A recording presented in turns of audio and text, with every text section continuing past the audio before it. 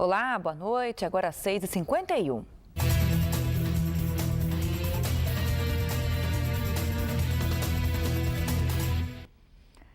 Essa semana, o jornalismo da TV Band Vale alertou para um comportamento chocante que virou moda entre adolescentes de cidades da região.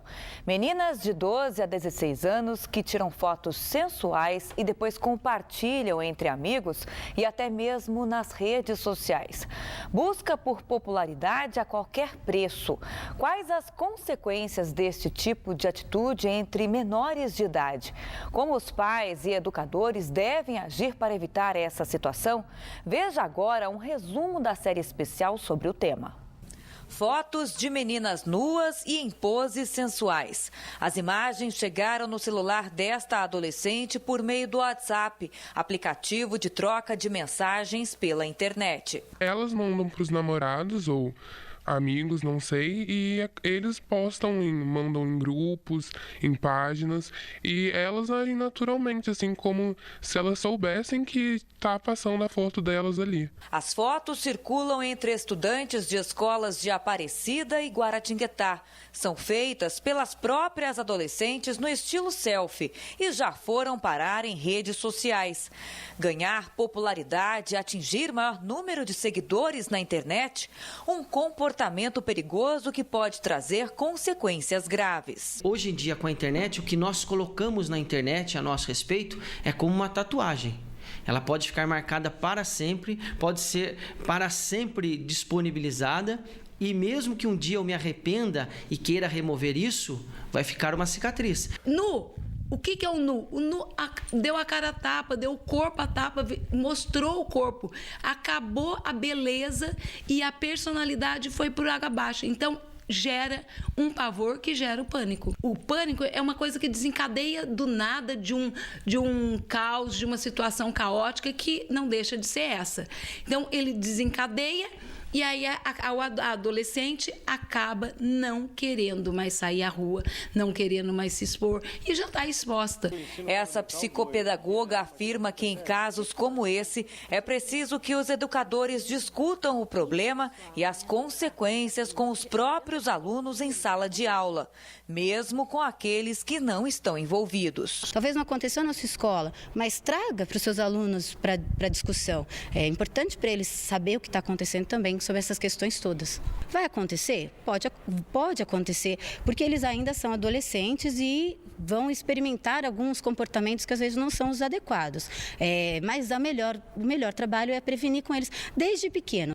Para as famílias envolvidas no caso, o exercício da paciência, aliado ao afeto e principalmente a um bom diálogo, são peças-chave que vão ajudar o adolescente a enfrentar a situação com o menos trauma psicológico possível. Quando acontece, os pais precisam ter paciência, a maior paciência do mundo. Qual? De escutar as filhas adolescentes contarem tudo o que foi, como foi, o que fizeram e como isso desencadeou na vida. Não cortar a conversa pela metade com o desespero que a família fica mesmo, né? Os pais não devem cortar. Por quê?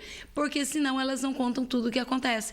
E geralmente dá problema sério que vai para fórum, vai para tudo. E aí tudo é revelado. E se os pais não estiverem por dentro e não souberem controlar, a criança entra num desespero muito maior e a família também. Vamos falar mais desse assunto? Eu recebo aqui no estúdio Paulo Henrique Costa Sodré, psicólogo, especialista em adolescente. Boa noite, Paulo. Obrigada pela participação. Que isso. Paulo, qual que é a sua avaliação sobre esse comportamento de meninas, adolescentes de 12 a 16 anos? É um comportamento muito complicado, mas a fase que eles estão vivendo acaba sendo propício a isso. Ok, mas assim, seria resultado de uma educação talvez mais liberal em casa? Como que os pais devem ficar atentos a qualquer tipo de sinal que possa surgir assim dentro de casa? Na realidade, não é a culpa assim dos pais, mas é uma fase que o adolescente começa a viver pela própria individuação que ele está fazendo no momento. Então ele está constituindo a sua personalidade, o seu jeito de ser. Então esses comportamentos, muitas vezes inadequados, vão acontecer sim. Agora, como lidar com isso? Os pais têm que estar próximos e buscar uma orientação.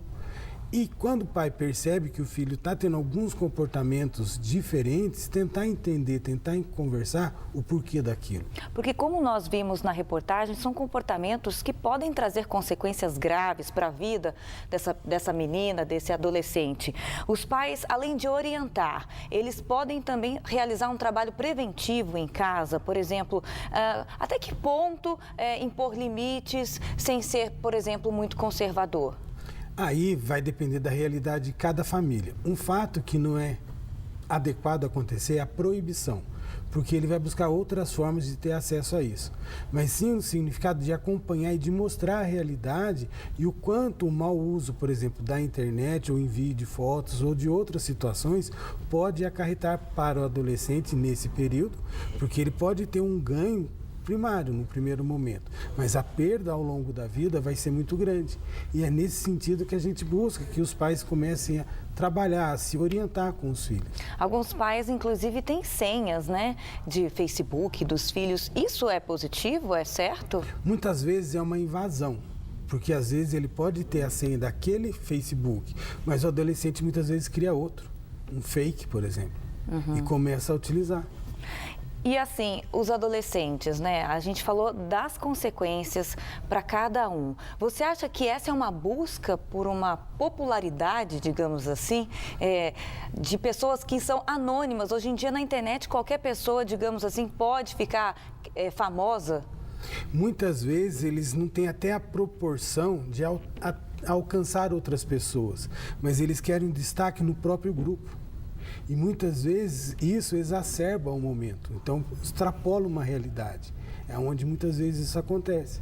Eles buscando esse destaque, essa fama momentânea entre os membros do grupo ao qual pertence, vai para outras realidades, que acabam criando todo esse transtorno.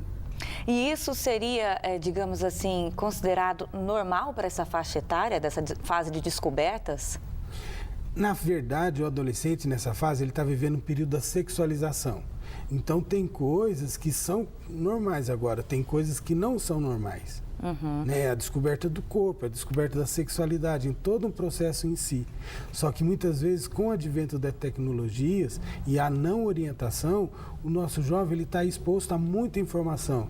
E informação muitas vezes desnecessária à idade dele. É onde ele começa a fazer todo esse movimento com situações equivocadas. E nas escolas, a gente falou dos cuidados para os pais em casa e com relação aos professores, como eles podem ficar atentos a essa questão? Também são peças fundamentais nesse processo, porque ali os adolescentes eles se reúnem, eles passam um período da vida deles e cabe aos professores também cooperarem no sentido de estar orientando e trazendo esse assunto à tona, buscando entender qual é o movimento do jovem naquele momento, para que diante da identificação de algum fato, né, inadequado, que eles possam trabalhar ou mesmo orientar a família que trabalhe nesse sentido. Tá certo. Muito obrigada pela sua participação aqui no Band Cidade para conversar conosco com esse tema que é bastante polêmico, né, Paulo? É um tema muito polêmico que nós sabemos que ainda vai render algumas dificuldades, né, como a gente vem acompanhando na realidade do desenvolvimento do adolescente. Boa noite para você, Paulo. Boa noite. E a seguir acontece em São José dos Campos o primeiro encontro internacional de dança do Vale do Paraíba, que conta com a participação da bailarina Ana Carolina Reis, joseense, que ganhou uma bolsa para estudar na Escola de Dança de Bolshoi, uma das mais famosas do mundo.